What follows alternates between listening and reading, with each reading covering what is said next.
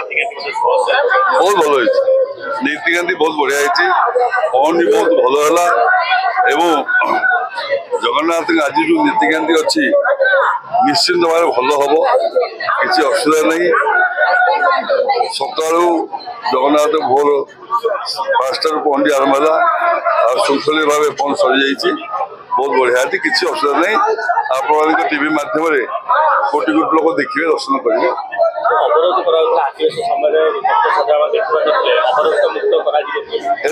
सब लोग देखिए एथरक समस्त देखिए बाध्य से तो लक्षाधिक भक्त बाहर देखिए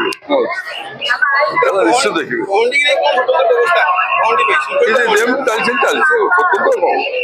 स्वतंत्र चलती से बढ़िया चलो संकलित दरकार संकलित हो भक्त मान दर्शन भक्त दर्शन